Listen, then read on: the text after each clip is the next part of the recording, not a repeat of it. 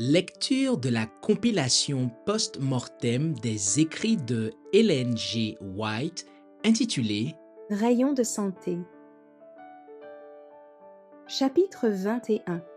Les devoirs du riche. Corneille, le centenier romain dont parlent les Actes des Apôtres, était riche et de famille noble.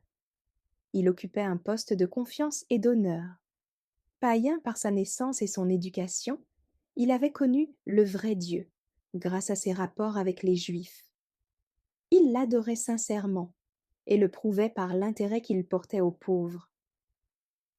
Il faisait beaucoup d'aumônes au peuple et priait Dieu continuellement. Acte 10, verset 2. Mais Corneille ne connaissait pas l'Évangile tel qu'il est révélé dans la vie et la mort du Christ. Aussi, Dieu lui envoya-t-il un message personnel, tandis qu'il ordonnait à l'apôtre Pierre de lui rendre visite et de l'instruire. Corneille ne s'étant pas rattaché à la communauté juive, les rabbins le considéraient comme un païen, un impur. Mais le Seigneur connaissait la sincérité de cet officier romain, et il lui fit connaître son évangile par l'intermédiaire de ses serviteurs. Aujourd'hui encore, Dieu est à la recherche des âmes, parmi les riches comme parmi les pauvres.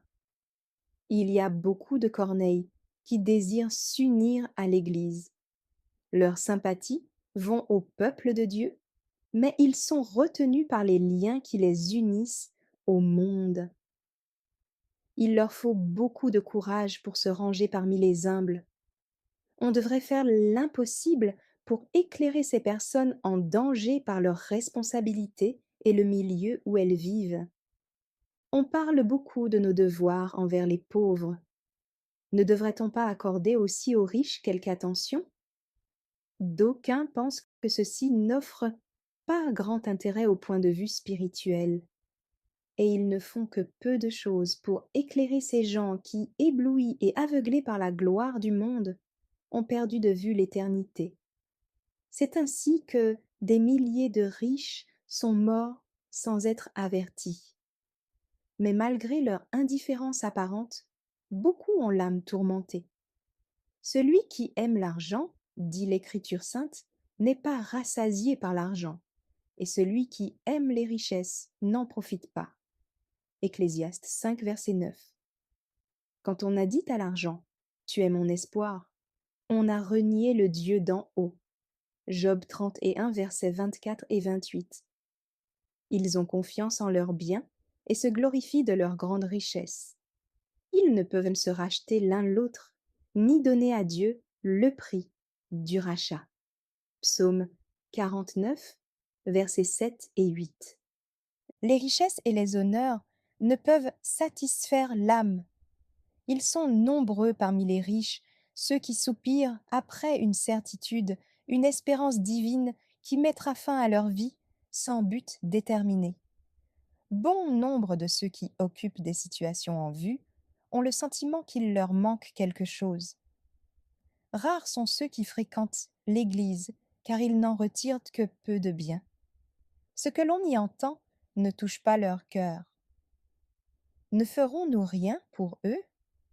Parmi les victimes de la misère et du péché se trouvent des gens qui autrefois étaient riches. Des hommes haut placés sont tombés dans la déchéance par l'usage des boissons enivrantes et la satisfaction des passions basses. S'ils réclament notre pitié et notre secours, ne devrions-nous pas aussi nous intéresser à ceux qui ne sont pas encore descendus aussi bas, mais qui posent déjà les pieds sur le chemin qui y conduit? Des milliers d'hommes, occupant de hautes situations, cultivent des habitudes qui les conduisent à la ruine de l'âme et du corps. Des prédicateurs de l'Évangile, des hommes d'État, des écrivains, des hommes de talent et doués d'une grande capacité de travail, mettent leur vie en péril, parce qu'ils ne voient pas la nécessité de se maîtriser en toutes choses.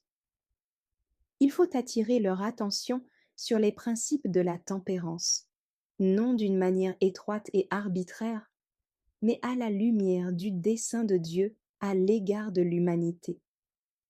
Si on leur présentait ainsi les principes de la vraie tempérance, beaucoup d'hommes dans les hautes sphères de la société reconnaîtraient leurs valeurs et les accepteraient avec empressement.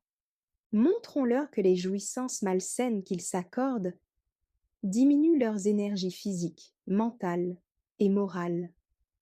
Faisons-leur comprendre leur responsabilité en tant qu'économes des dons de Dieu, qu'ils puissent voir tout le bien qu'ils pourraient faire avec l'argent dépensé à leur détriment. Parlons-leur d'abstinence, en leur demandant de consacrer au soulagement des malades et des pauvres, ou à l'éducation des enfants et de la jeunesse, les sommes qu'ils dépenseraient en liqueurs, en tabac ou à des choses tout aussi nuisibles. Peu refuseront d'écouter ces appels. Il existe un autre danger auquel les riches sont particulièrement exposés. Beaucoup de ceux qui réussissent dans le monde, sans s'abaisser jamais aux habitudes vicieuses, se perdent cependant par l'amour des richesses. On porte facilement une coupe vide, remplie jusqu'au bord. Elle ne peut être déplacée qu'avec précaution. L'affliction et l'adversité amènent le découragement et le désespoir, mais la prospérité fait courir un plus grand risque. Ceux qui souffrent sont comme le buisson ardent que vit Moïse au désert et qui ne se consumait pas, car l'ange de l'Éternel se tenait au milieu. De même, dans les privations et l'affliction, la présence de celui qui est invisible nous soutient et nous réconforte. On sollicite souvent nos prières pour ceux qui passent par la maladie ou l'adversité, mais elles seraient bien plus nécessaires aux hommes prospères et influents. C'est dans la vallée de l'humiliation que l'homme comprend ses lacunes et ses besoins, qu'il laisse Dieu guider ses pas et éprouve une sécurité relative. Mais ceux qui sont comme sur un piédestal et se figurent que leur position leur confère une grande sagesse, courent le plus grand danger. S'ils n'apprennent à dépendre de Dieu, ils tomberont sûrement. Dieu ne condamne pas un homme parce qu'il est riche, s'il a gagné sa fortune honnêtement. Ce n'est pas l'argent, mais l'amour de l'argent qui est la racine de tous les maux. C'est Dieu qui donne aux hommes les facilités pour en gagner. Et à ceux qui se conduisent en économes fidèles, la richesse est une bénédiction, ainsi que pour le monde. Mais beaucoup de riches, absorbés par leurs trésors, deviennent insensibles aux appels divins et aux besoins de leurs semblables. Ils considèrent leurs biens comme une gloire personnelle. Ils ajoutent maison à maison, domaine à domaine, remplissent leurs demeures d'objets luxueux, alors qu'autour d'eux règnent la misère et le crime, la maladie et la mort. Ceux qui passent leur temps à s'occuper d'eux-mêmes cultivent non les attributs divins, mais ceux de Satan. Ces hommes ont besoin de l'Évangile, qu'ils détournent les regards des choses matérielles pour contempler les richesses éternelles et connaissent la joie qu'on éprouve à donner et les bénédictions que reçoit celui qui collabore avec Dieu. L'apôtre saint Paul nous dit, recommande aux riches du présent siècle de ne pas être orgueilleux et de ne pas mettre leur espérance dans des richesses incertaines, mais de la mettre en Dieu, qui nous donne avec abondance toutes choses pour que nous en jouissions.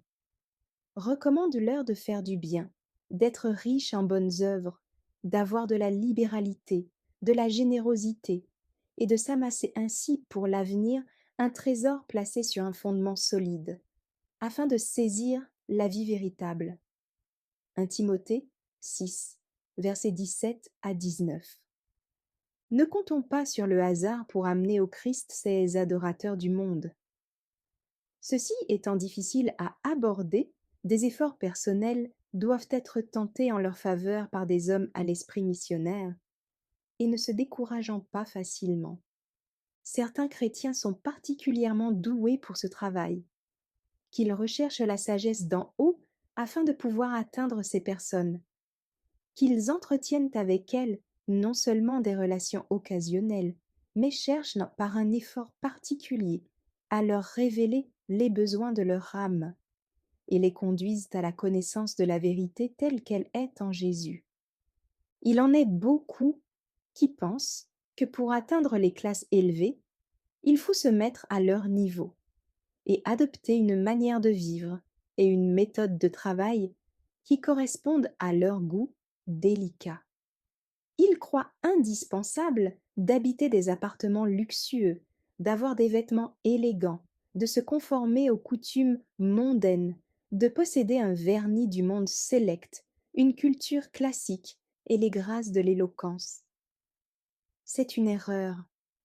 Ce n'est pas ainsi que Dieu atteint les classes élevées. Ce qui les touchera vraiment, c'est le désintéressement avec lequel on leur présentera l'Évangile. L'expérience de l'apôtre Paul à Athènes renferme une leçon pour nous. En présentant l'Évangile à l'Aréopage, il répondit à la logique par la logique, à la science par la science, à la philosophie par la philosophie. Les plus sages de ses auditeurs furent dans l'étonnement et réduits au silence. Ses arguments étaient irréfutables, mais très peu acceptèrent l'Évangile. Dorénavant, l'apôtre adopta une manière de travailler différente. Évitant les arguments compliqués et les discussions théoriques, il annoncera simplement Jésus-Christ, le Sauveur des pécheurs. Écrivant aux Corinthiens au sujet de son travail parmi eux, il dit « Pour moi, frères, lorsque je suis allé chez vous, ce n'est pas avec une supériorité de langage ou de sagesse que je suis allé vous annoncer le témoignage de Dieu. Car je n'ai pas eu la pensée de savoir parmi vous autre chose que Jésus-Christ, et Jésus-Christ crucifié. Ma parole et ma prédication ne reposaient pas sur les discours persuasifs de la sagesse, mais sur une démonstration d'esprit et de puissance, afin que votre foi fût fondée, non sur la sagesse des hommes, mais sur la puissance de Dieu. 1 Corinthiens 2, versets 1 à 5. Ailleurs il dit « Je n'ai point honte de l'Évangile. C'est une puissance de Dieu pour le salut de quiconque croit, du juif premièrement, puis du grec. » Romains 1, verset 16.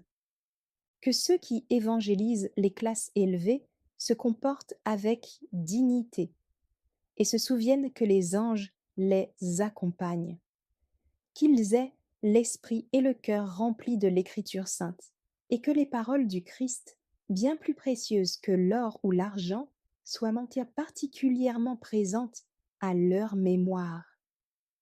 Il est plus facile, a dit le Christ, à un chameau de passer par le trou d'une aiguille qu'à un riche d'entrer dans le royaume des cieux.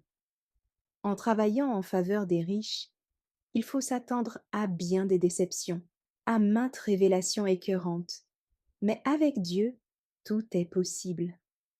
Il peut et veut agir par l'intermédiaire des hommes sur ceux dont le seul but dans la vie est de gagner de l'argent. La vraie conversion accomplit des miracles que l'on ne discerne pas immédiatement.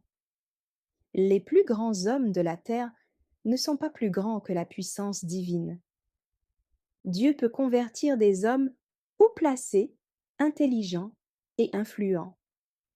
Grâce à la puissance du Saint-Esprit, un grand nombre d'entre eux seront amenés à accepter les principes divins. Lorsqu'ils auront compris que le Seigneur désire les voir s'occuper à soulager les souffrances de l'humanité, beaucoup seront disposés à donner une partie de leur argent en faveur des pauvres. Affranchis de l'égoïsme, leur cœur se soumettra au Christ. Ils consacreront volontiers leur influence et leur fortune à l'œuvre bienfaisante de l'humble missionnaire dont Dieu s'est servi pour les amener à l'Évangile. Par un judicieux emploi de leurs biens terrestres, ils s'amasseront dans les cieux un trésor dont le voleur n'approchera pas et que les vers ne détruiront jamais.